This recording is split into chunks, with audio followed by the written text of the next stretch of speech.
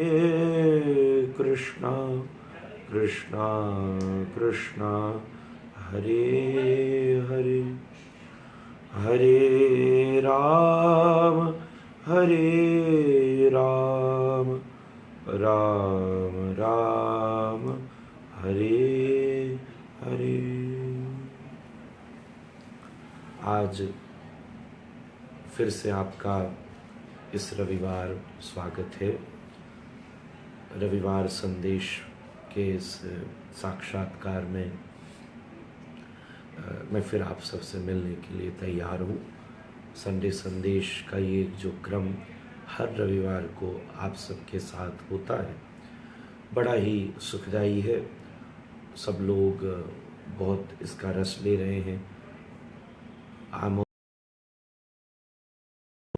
Comments, compliments और suggestions, what ever is your desire. थोड़ा आज भी समय का रहा।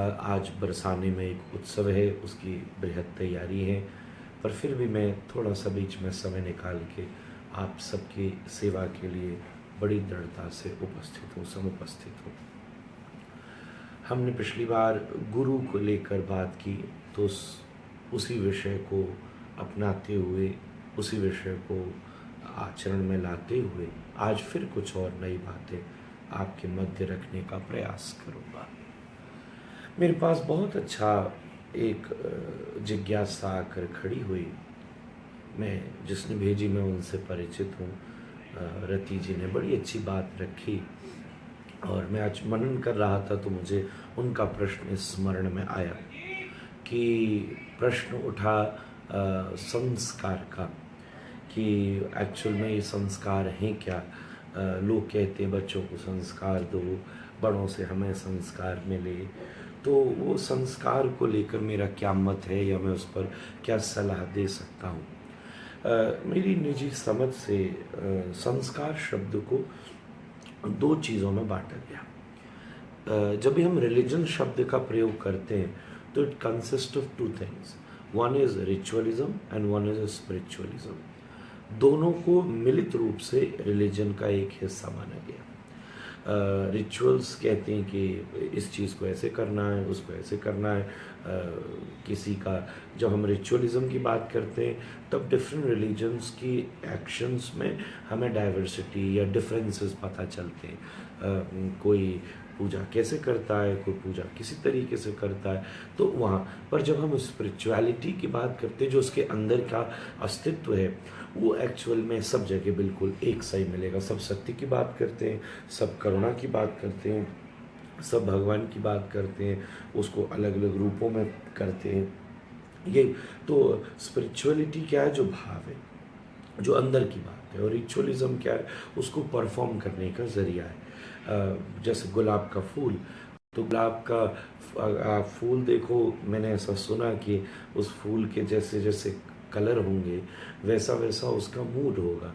अगर आप येलो देते हो तो उसका मतलब कुछ और है, वाइट देते हो तो कुछ और है, रेड देते हो तो कुछ और है। फूल तो कुछ कह भी नहीं रहा, पर उससे जुड़ी हुई हमारी मान्यताएं हैं। अगर आपने किसी को फूल दिया तो आप कुछ और, येलो दिया तो कुछ आप और कुछ कहना चाहते हो।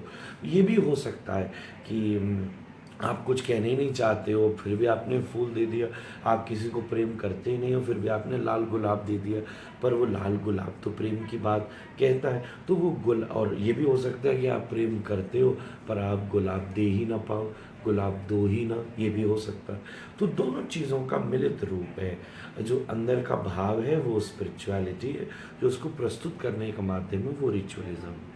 ऐसे संस्कार शब्दों को भी इन दोनों का आश्रय मिलकर परिभाषा मिली। कोई भी चीज़ जो हम करते हैं ना, उसकी दो डेफिनेशन, एक रिचुअलिस्टिक होती है, एक स्पिरिचुअलिस्टिक होती है। तो मैं संस्कार के लिए भी इन दोनों ही विषयों को रखने की कोशिश करूँगा। पहली बात है, एक तो संस्कार है एक रिचुअलिस्टिक वे से जो हमारे शास्त्रों ने वर्णित किए, और बड़ी साइंटिफिकली, बड़ी थॉरोली स्टडी करके और पूरे मनुष्य के जीवन में आज के समय में मुख्य रूप से 16 संस्कारों का निर्णय किया, जो मोर रिचुअलिस्टिक हैं। समय के मैंने एक लिस्ट निकाली थी, तो मैं 2-4 आपके मध्य उसकी चर्चा भी कर दूंगा, जो एक व्यक्ति के जीवन पे अलग अलग समयांतर के बाद में वो घटने चाहिए। आप ऐसे समझिए उन संस्कारों को कि लाइफ की ट्रांसफॉर्मेशन के एक एक पड़ाव, जैसे आप रास्ते पर निकलो तो बीच में रेस्ट हाउसेज होते हैं या वेटिंग एरियाज होते हैं या रेस्टोरेंट होते हैं या रेस्ट रूम्स होते हैं, तो आप वहाँ रुकते रुकते जाते हैं। ऐसे ही लाइफ के ये एक रेस्ट रूम्स हैं जहाँ पर रुक रुक के, वेटिंग हॉल्स हैं जहाँ पर रुक रुक के अपनी यात्रा को बढ़ाते हो। 16 में जैसे गर्भाधान आता है, पुंसवना आता है, सीमंतोनयन आता है, जात कर्म आता है, नामकरण आता है, इस प्रकार से अन्नप्राशन हुआ। इस तरीके से अलग अलग सारे संस्कारों का स्वरूप रहता है। गर्भाधान का मतलब हुआ कॉन्सेप्शन, है ना। पुंसवान का हुआ फीटस प्रोटेक्शन। सीमंतोनयन का हो गया satisfying the craving of a pregnant mother, उसमें जो इंग्लिश में जिसको बेबी शावर भी कहते हैं। जात कर्म हुआ जब बच्चे का जन्म होता है, चाइल्ड बर्थ हुआ। इस तरीके से अन्नप्राशन का मतलब गिविंग सॉलिड फूड। मुंडन का मतलब जो बाल जो गर्भ में थे बच्चे के, अब वो गर्भ के उसमें अंश थे, तो उसके बाद एक बार निकाल के वो नहीं आ जाए। ये एक वेदारंभ संस्कार, जब वो वेदों का या अध्ययन अपने सब्जेक्ट्स का शुरू करता है। वो उपनयन का मतलब हुआ जब उसको यज्ञोपवीत धारण कराया जाता है। इसी में फिर संवर्तन जब एजुकेशन लेकर वो घर वापस आता है लगभग 25 वर्ष की उम्र में, वो है 12वां संस्कार। 13वां संस्कार है विवाह, 14वां है वानप्रस्थ, 15वां है संन्यास और 16वां अंत्येष्टि मतलब क्रिमेशन, जो शरीर के शांत होने के बाद है। तो ये तो एक रिचुअलिस्टिक संस्कार है जो मुख्यतः से 16 के रूप में हमारी लाइफ के अलग अलग टाइम पर प्रस्तुत होते हैं। कोई 25 वर्ष में, 50 वर्ष में, गृहस्थ जीवन के बाद जब हम कुछ रिनाउंसिएशन की तरफ बढ़ें तो वानप्रस्थ है, और जब फुली रिनाउंस्ड हो जाए तब संन्यास है, और फिर बाद में क्रिमेशन वगैरह हुआ। तो ये तो एक रिचुअलिस्टिक संस्कार है। एक संस्कार वो है जो 24 घंटे हमारे साथ है, जिनको हम बच्चों को देने की बात करते हैं, जिनको हम अपने जीवन में उतारने की बात करते हैं। जब संस्कार का उस कॉन्टेक्स्ट में प्रयोग होता है तब उसका मतलब होता है what is the environment of your home. 2 चीज़ें पिताजी कहते थे, एक है इंटीरियर डेकोरेशन और एक है इंटीरियर एटमॉस्फेयर।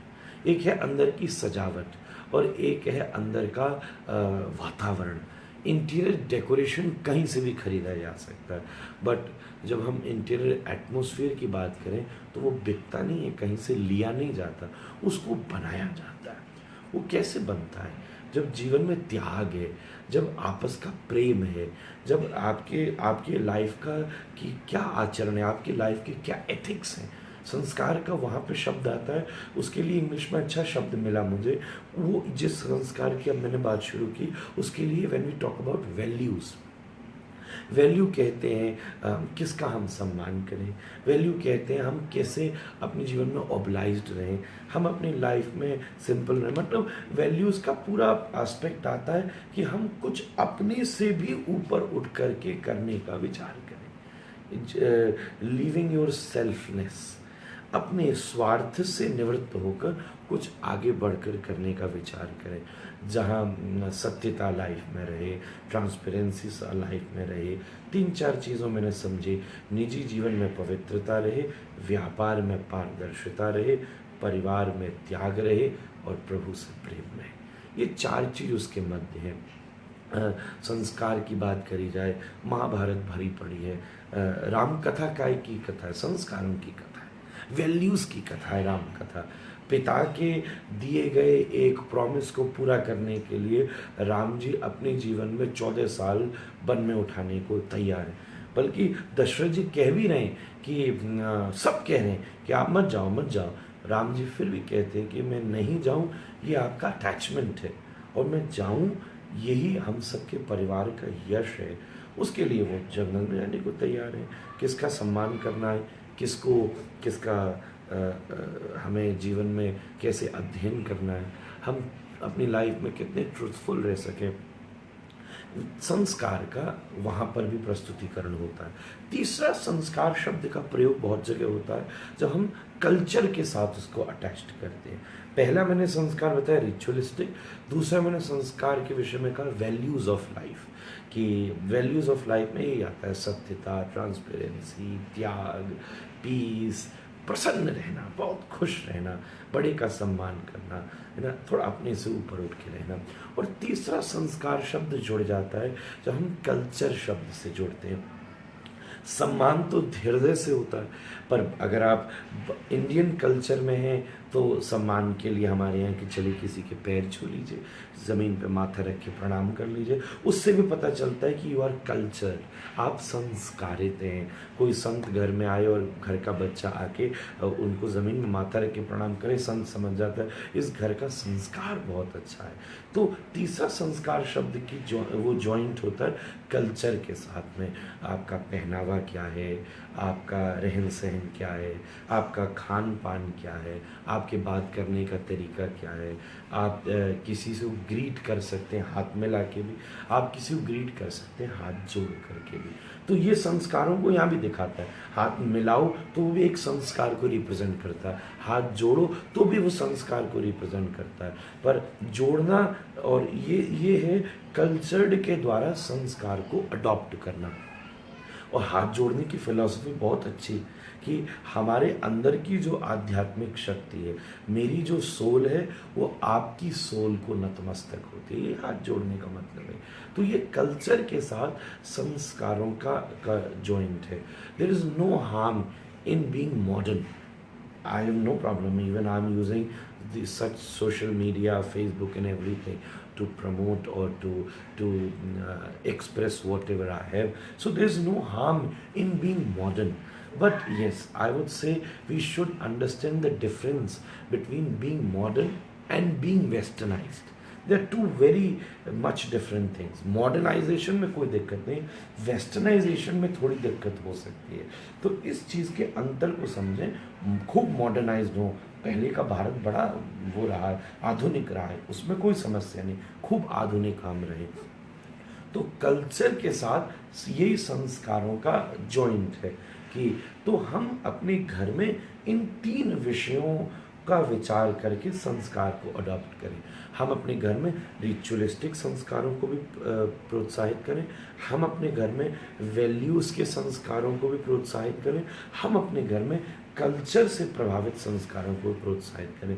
ये तीनों चीज़ जब आएंगी तब धीरे धीरे धीरे धीरे एक घर का वातावरण बन करके तैयार होगा। एक वहाँ की आप मंदिर में भी तो दीवारें ही हैं, घर में भी दीवारें हैं, मंदिर में क्या है, एक वातावरण बना हो जिससे हम अपने आप हमें पीस अनुभव होती है। वृंदावन भी एक नगर है, दिल्ली भी एक नगर है, पर जब वृंदावन में आते हैं तो अपने आप प्रेम झलकने लगता है। मैं आज वृंदावन से आपकी सेवा कर रहा हूँ तो अब मुझे बोलते समय अलग अलग लोकेशंस पे अलग अलग अनुभव होते हैं, अपने आप पीस एक्सपीरियंस होती है। इनसे घर का एक वातावरण बनता है, उस वातावरण से घर के अंदर एक अस्तित्व बनता है। ये संस्कारों का स्वरूप है। फिर चौथी एक और बात, हम एक बात कहते हैं पूर्व संस्कार। जो संस्कार हैं वो लाइफ टू लाइफ भी हमारे साथ चलते हैं। हमारे पूर्व जन्म में, हम अगर भारतीय हैं तो हमें रीबर्थ पर बिलीव करना पड़ेगा, और उससे भी पूर्व जन्म, तो वो भी कभी कभी हमारी लाइफ में रहते हैं। तो ये सब प्रभावित होते हैं, जिससे हमारी एक सुंदर लाइफ का पैटर्न बनता है। हम सब सुसंस्कृत बने, सुसंस्कारी बने, खूब अपने वी शुड बी प्राउड कि हम एक भारतीय है, हमें बहुत और तो भारतीय होने के प्राउड को प्रस्तुत कैसे करोगे? केवल कहने say that I am proud, I am Indian नहीं। आपका बोलना, आपका चलना, आपका पहनना, आपका रहना, ये सब अपने आप जताएगा कि मैं प्राउड। अब आप किसी को कि मैं I love you, but just by saying does it really make it feel? आपका एक्शन, आपकी एक्टिविटी, आपकी स्टाइल ऑफ एक्सप्रेसिंग, आपका वो सब उसको कहे बिना भी उसको अनुभव। लघु वृंदावन, छोटा वृंदावन, जो जयपुर नगरी है, शायद वहाँ से आपकी सेवा करने का प्रयास करूँगा। आप इस वीडियो को फॉरवर्ड करें। फेसबुक पर लाइव होता है, यूट्यूब पर भी डल जाता है, ट्विटर पर भी इसका लिंक जाता है। कहीं भी माध्यम से जहाँ से आपको जुड़ना हो, मैंने अपनी व्यवस्था में वॉलंटियर्स के द्वारा सब तरफ दरवाजे खोले हुए हैं। आपको जिस दरवाजे से एंटर करना है, सीधा आके मिलना है, फ़ोन पे पूछना है, ईमेल करना है, सब यहाँ व्यवस्था है। आपकी इच्छा जहाँ से आप प्रवेश लेना चाहते हो। आप सबको धन्यवाद इस अच्छे रिस्पॉन्स के लिए। फिर आपसे अगले रविवार मिलन करूँगा, संवाद करूँगा और अच्छे प्रश्नों का इंतज़ार करूँगा। मुझे आप अच्छा प्रश्न दीजिए तो मैं कोशिश करके आपको अच्छा उत्तर, जब तक अच्छा प्रश्न नहीं मिलेगा तब तक अच्छा उत्तर भी इतिहास में कोई न दे पाया। एक उम्दा प्रश्न आज जैसा करें। सबको बहुत बहुत धन्यवाद। हरे कृष्ण कृष्ण कृष्ण हरे हरे, हरे राम राम राम।